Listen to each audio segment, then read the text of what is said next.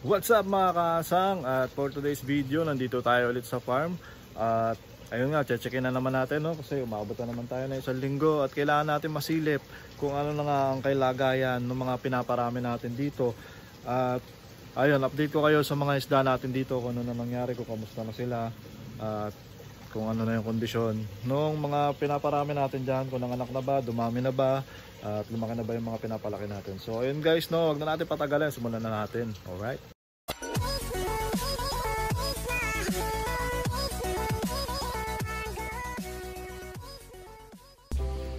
So yun mga kasang, no, nandito tayo ulit sa Binyan Farm para ma-check. At meron tayong weekly weekly visit dito na ginagawa para masilip kung ano yung kalagayan ng ating mga isda. At ayun, na medyo dumadami na sila. Ito yung nakita ko kanina, na ito yung lagi kong tinitignan talaga pag dumarating ako dito. Itong ating koi pea dirt. Ayan yung mga koi pea dirt natin. At ayun nga, napakarami nila at hindi na nga ako nag-release niyan noong nakaraan kasi sabi ko, ito talaga yung paparamihin natin ng sobra. Kaya ayun, hinayaan ko muna silang lumaki dyan, yung mga from fry to kasi kung maalala nyo, ano to, binahato nung nakaraan. So ayan, makalipas ang mga 2 buwan, mga ano na sila, mga breeder size. At ayun nga, no, nakita ko na yung gusto ko makita nung nakaraan na inaabangan ko talaga. Meron na mga fry, ayan, no. Kitang-kita nyo guys, meron na mga fry yung ating mga koi pea dirt. So unti-unti dumadami yan, ayan, no. Kung makikita nyo dito sa mga sulok-sulok, ayan, no, may mga fry. Kaya malinaw na napakita natin yung fry. So pararamihin ko muna yung mga koi pea dirt ko. At ayun, hindi ako nagkaling dito actually kasi nagmamassive breeding lang ako dito, hindi to talaga yung selected. At yun, ise-select ko na lang yan pag pag naglaki yan na. Pero sa ngayon, imamassive breeding ko muna sila. At nakakatawa lang na ayun nga, na dumami na sila ulit. Dahil kung maalala nyo nga, binahayan at ang natira dyan parang parang mga 10 lang. So hayaan mo na natin dumami dito yung mga koi pea dirt natin. At para mas marami tayong mabenta soon. Ayan, ang dami nagkalat dyan. Dito naman sa kabila, nilagyan ko to ng Red Dragon Snake Skin. Ayan yung mga Red Dragon natin, ang daming female. Ito mga paanak ko na to. Nilagay ko to dito mga Joby size. Ayan, mga Joby size. Kaya mga breeder size na. Actually hindi lang basta breeder size, mga big mama to dahil malalaki talaga. Ngayon ang problema ko lang, parang wala ako nakikitang fry. Wala pa siguro sa ngayon, no, pero hintayin natin yan kasi bigla yan pag gumanda ang panahon, magbubuga ng ng fry yan. So hintay lang tayo at magbubuga naman yan dahil wala naman dahilan para hindi dumami yan dyan sa laki ng lalagyan niya. Yun, tinitignan ko nga, no, parang may fry na doon. Parang may nakita ang fry doon sa kabila. Hindi lang natin masyado makita kasi malayo. Ayun, may fry na nga. So may nakikita akong fry, mga ilang piraso lang.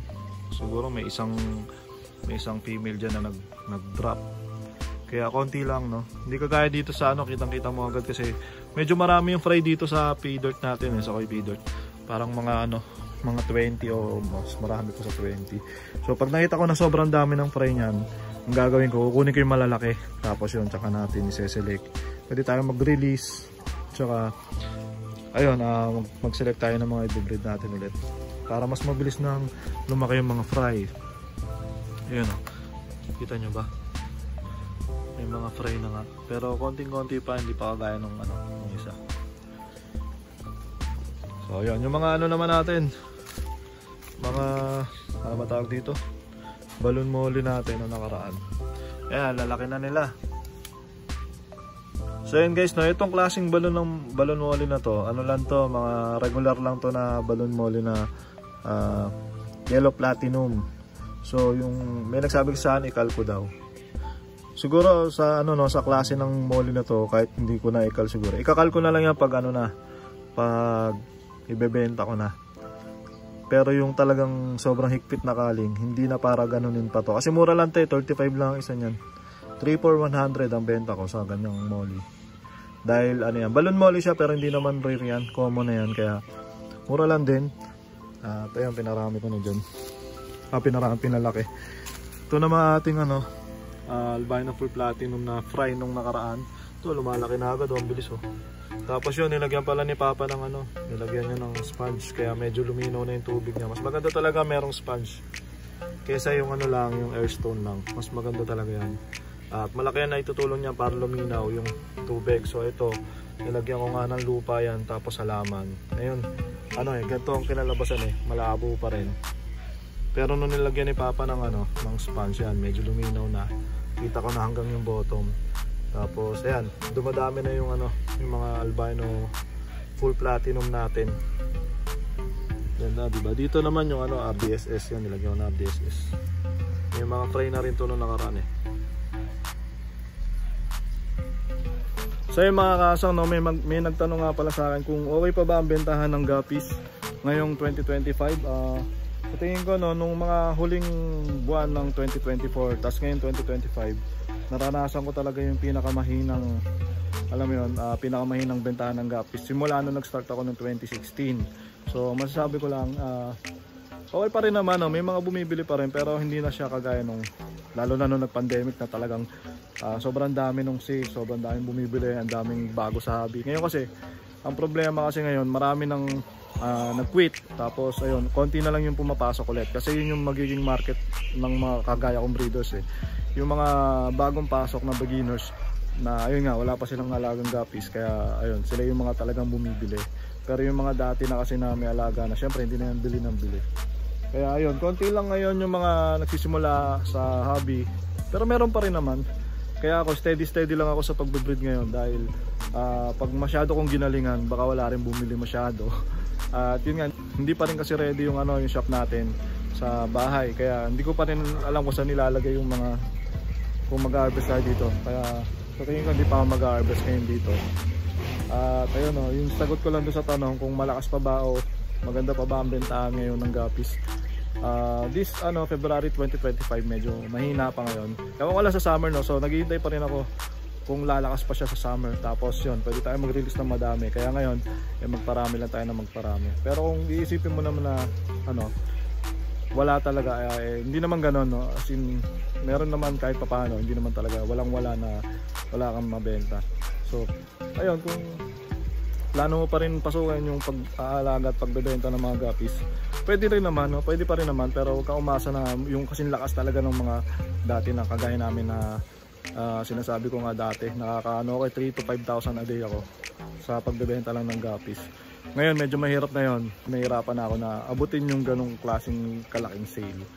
So ayun, depende naman sa inyo yun, no? Kung talagang gusto nyo kumita o kung hobby lang, kayo nang bahala mag-decide. Alright, silipin naman natin yung mga guppies natin dito. Yan, meron nga pala ako nilagay dito na ano, isang pares na RDS, na Red Dragon. Isang pares na koi feeder kung nakaraan, nilagyan ko yan. Tapos ito, nasilip ko na to kanina, ayan, ang daming fry oh. Kita nyo ba guys? Dark kasi yung kulay, ayan oh. Koi feeder yan, tapos nag-drop na yung koi feeder na nilagay natin. Trio ata yung nilagay ko dito. Ayan, yan, medyo kita. Ayan. Dami nyo ng fry, so mas maganda talaga magparami ng ganito dahil mas mabilis manganak. Ewan ko lang kung bakit, no? Pero mas mabilis talaga manganak kung konti lang sila kaysa yung marami silang magkakasama sa isang lalagyan, kahit malaking lalagyan pa yan. So ito kasi mga ano, 20 gallons yung katumbas yung isang ganyan, so malaki-laki pa rin, no? Para sa trio. Tapos itong ano, mga full platinum natin, kala ko talaga mauubos na ngayon. Ito, mga ano na to, pwede na to ibenta or pwede na siyang i-breed. Siguro i-breed ko to mga to, magbenta lang ako dito ng ilang trio.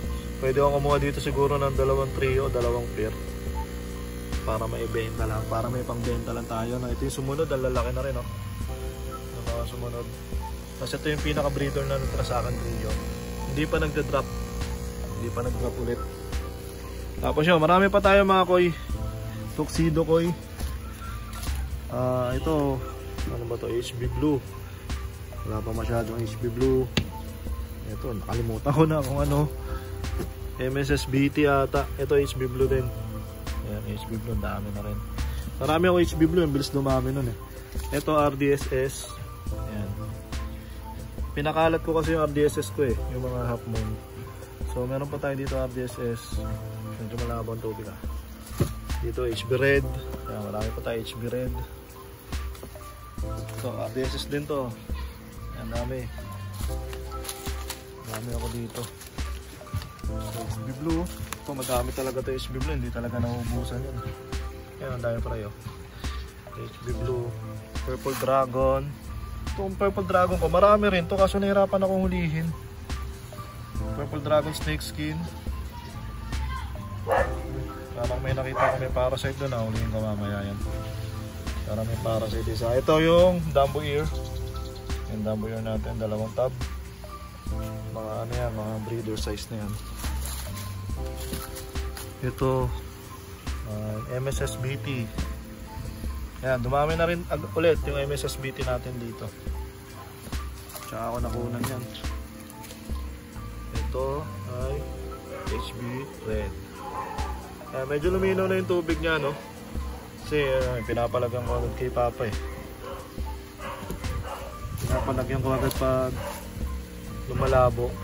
Ito ano, Dumbo Ear. May mga fry na din.